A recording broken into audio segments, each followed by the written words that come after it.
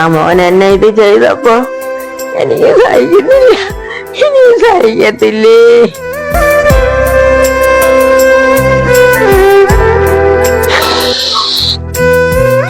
ഒരു മക്കളും ഒന്നും ഇതിങ്ങനെ ചെയ്യരുത്, ഒരു മക്കളും ഒന്നും ഇതിങ്ങനെ ചെയ്യരുത്. ഞാൻ കഷ്ടപ്പെട്ട് അന്നും ജോലിക്ക് പോവാൻ ആ കവറുകളെല്ലാം അവിടെ കിടപ്പുണ്ട്. ഞാൻ ജോലിക്ക് പോവാനായിട്ട് ഇറങ്ങിയ എന്നെ പിടിച്ച് വലിച്ച് പെരക്കകത്ത് കൊണ്ടിട്ട് നമ്മട്ടി കൈക്ക് വീണ്ടും അടിച്ച്. ഞാൻ എന്തിനു ജീവിക്കുന്ന പോലെ? ഞാൻ ജീവിക്കണ്ട, എനിക്ക് നീ ചത്താ മതി. മകൾക്ക് കൂടുതൽ വസ്തുവകകൾ നൽകിയെന്നാരോപിച്ച് മാതാവിന്റെ ഇരു കൈകളും മകൻ അടിച്ചൊടിച്ചു. പരവൂർ ചിറക്കരയിലാണ് സംഭവം. ചിറക്കര കുന്നുവിള വീട്ടിൽ 73 വയസ്സുള്ള ദേവകിക്ക് നേരെയായിരുന്നു മകന്റെ ക്രൂരമർദ്ദനം. സംഭവവുമായി ബന്ധപ്പെട്ട് ദേവകിയുടെ മകൻ 49 വയസ്സുള്ള ബിനുവിനെ പാരിപ്പള്ളി പോലീസ് അറസ്റ്റ് ചെയ്തു. സഹോദരിക്ക് കുടുംബസ്വത്തിൽ നിന്നും ഓഹരിയായി കൂടുതൽ വസ്തുവകകൾ നൽകിയെന്നാരോപിച്ചുകൊണ്ട് ദിവസവും ദേവകിയുടെ വീട്ടിലെത്തി അസഭ്യം പറയുന്നതും ദേഹോപദ്രവം ഏൽപ്പിക്കുന്നതും പതിവായിരുന്നു. മകന്റെ ഉപദ്രവം ഭയന്ന് ഈ അമ്മ ദിവസവും പകൽ നേരങ്ങളിൽ ചിറക്കര ക്ഷേത്രത്തിൽ പോയിരിക്കുമായിരുന്നു. എന്നാൽ അമ്പലത്തിൽ പോകുന്നത് ഭിക്ഷയെടുക്കാനെന്നാരോപിച്ച് ഈ അമ്മയെ ദേഹോപദ്രവം ഏൽപ്പിക്കുന്നതും പതിവായിരുന്നു. കഴിഞ്ഞ ദിവസം മദ്യലഹരിയിലെത്തിയ ബിനു വീട്ടുമുറ്റത്തിരുന്ന മൺവെട്ടിയുടെ കൈ ഉപയോഗിച്ച് അമ്മയെ ക്രൂരമായി മർദ്ദിക്കുകയും ഇരു കൈകളും അടിച്ചൊടിക്കുകയും ചെയ്തു. മാതാവിനെ ഉപദ്രവിക്കുന്ന സമയം ഇയാൾ അക്രമാസക്തനായിരുന്നതിനാൽ പരിസരവാസികളാരും അടുത്തിരുന്നില്ല. കുറച്ചുനേരം ഭീകരാന്തരീക്ഷം സൃഷ്ടിച്ച ഇയാൾ പിൻവാങ്ങിയതോടെ അയൽവാസികളെത്തി അബോധാവസ്ഥയിൽ നിലത്ത് കിടന്ന വൃദ്ധമാതാവിനെ പാരിപ്പള്ളി മെഡിക്കൽ കോളേജ് ആശുപത്രിയിൽ എത്തിക്കുകയായിരുന്നു. ദേവകി ഇപ്പോഴും ആശുപത്രിയിൽ ചികിത്സയിലാണ്. ഞാൻ തൊഴിലുറപ്പിന് ജോലിക്ക് ഇറങ്ങി പോവാൻ സമയത്ത് അവൻ കാലത്തെ വന്ന് മമ്മട്ടി കൈ എടുത്തോണ്ട് വന്ന് അടിച്ചു. വലത്ത് കൈ അപ്പോഴേ ഒടിഞ്ഞ് ചായയും ചരിഞ്ഞ്.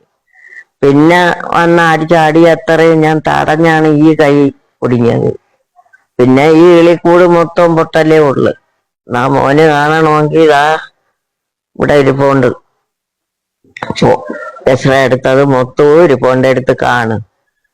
ഞാൻ ഇനി ഇതിൽ കൂടുതൽ എന്ത് ചെയ്യണം? ഞാൻ അവന്റെ വീട്ടിൽ 10 പൈസക്ക് ചെല്ലുന്നില്ല, ഒരു നേരത്തെ ആഹാരത്തിന് ചെല്ലുന്നില്ല, ഒന്നിനും ചെല്ലുന്നില്ല.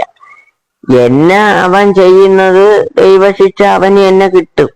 ഞാൻ ഇത്രയും കാലം ചെയ്തിട്ട് ഞാൻ എൻ്റെ മോനാണെന്നുള്ളത് വെച്ചും കൊണ്ട് ഞാൻ കേസിനും പോയിട്ടില്ല, വഴക്കിനും പോയിട്ടില്ല, ഞാൻ ഒന്നിനും പോയിട്ടില്ല. ഈ 13-ാം തീയതി തൊട്ട് എൻ്റെ മോനല്ലാന്ന് ഞാൻ പറഞ്ഞു കഴിഞ്ഞു, പോലീസ് സ്റ്റേഷനിൽ പറഞ്ഞു കഴിഞ്ഞു. ഞാൻ അവനെ ഒരു ദോഷവും ചെയ്യുന്നില്ല. വീടും തറയും കടം വെച്ച് ആ പൈസ മേടിച്ചും കൊണ്ടവൻ പോയി. അവൻ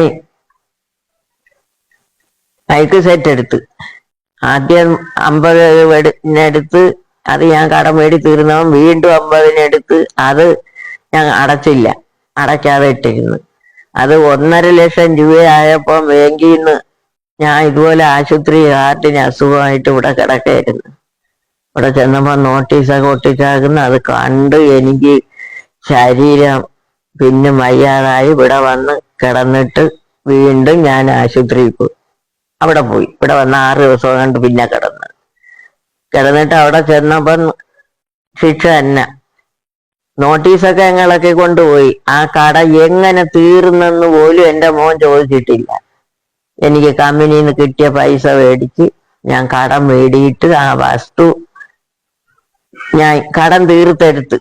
എന്നായാലും അവൻ എന്നെ ഇത് ചെയ്യണോ? എൻ്റെ മോള് വരുത്തൊന്നുമില്ല ഇതിന്. അവക്ക് കൊടുക്കാനുള്ളതെല്ലാം കൊടുത്തിട്ടുണ്ട്. ഞാൻ വേല ചെയ്യുന്ന പൈസ മൊത്തവും എൻ്റെ മോന് വേണ്ടിയാണ് ഞാൻ കമ്പനിയിൽ നിന്ന് കിട്ടിയത് വില ചെലവാക്കിയത്. ആ മോൻ എന്നെ ഇത് ചെയ്തപ്പോ എനിക്ക് സഹിക്കുന്നില്ല, ഇനി സഹിക്കത്തില്ലേ.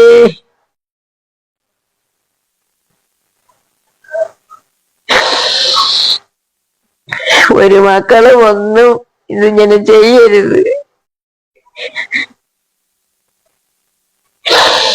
ഞാൻ കഷ്ടപ്പെട്ട് അന്നും ജോലിക്ക് പോവാൻ ആ കവറുകളെല്ലാം അവിടെ കിടപ്പുണ്ട്.